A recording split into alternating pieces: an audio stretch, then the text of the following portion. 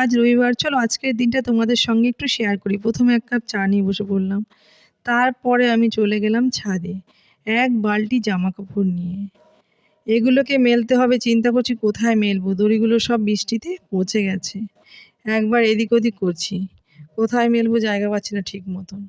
তো জায়গা অবশেষে একটা পেলাম, কিন্তু জামা কাপড় রয়েছে এক বালতি, কোথায় দেবো কে জানে। তো যাই হোক, এগুলোকে মেলতে মেলতে চলে গেলাম আমি রান্নাঘরে। আজ রবিবার, ছেলের বায়না মাংস খাবে, তা মাংস হবে না এটা তো আর হতে পারে না, ছেলের যেহেতু আবদার। তো মাংস রান্না করতে করতে চলে গেলাম আমি বিছানার চাদর পাততে।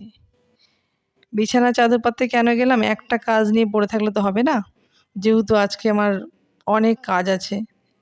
তো মাংস বসানোর দিকে আর আমি এদিকে বিছানার চাদরটা পাততে শুরু করলাম।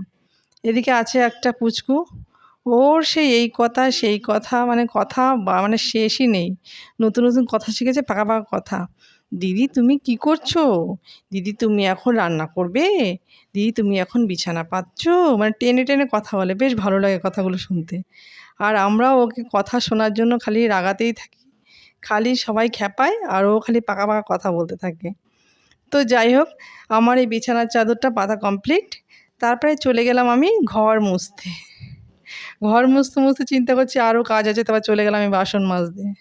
এদিকে মাংস বসানো আর এদিকে বাসন ধুচ্ছি। তারপরে ফুচকুর বায়না আমাকে ঘুরতে নিয়ে চলো, পেছনে যাব, মানে আমাদের পেছনে খাল আছে, খালে হাঁস চড়ছে, ও হাঁস দেখবে। তো এখানে তো নামা যায় না, তাও চেষ্টা করছি যেহেতু ও বলেছে। আর ওকে বাড়ির সবাই প্রচণ্ড ভালোবাসে, ও এত পাকা পাকা কথা বলে না, ওকে ভালো না বেশি কেউ পারবে না। শুধু আমাদের বাড়িতে না, রাস্তা মানে ও বেরোলে, ও বাইরে বেরোলেই হচ্ছে, ওর কথা শোনার জন্য সবাই ব্যস্ত। তো যাই হোক, হাঁস দেখবে, হাঁস তো আমি নিজেও দেখতে পাচ্ছি না আর ক্যামেরায় তো আসছেই না। তো যাই হোক, ওই যে একটু একটু দেখা যাচ্ছে, একটু দেখালাম। তারপরে ওই দেখো মাংসর লেগ পিসটাও নিয়ে চলে এসেছে, কষানো মাংস ওর কড়াই থেকে নিয়ে চলে এসেছে। তো যাই হোক, আজকের ভিডিওটা আমি এখানেই শেষ করলাম। তোমাদের যদি ভালো লাগে লাইক কমেন্ট শেয়ার করো। তোমরা সুস্থ থাকো।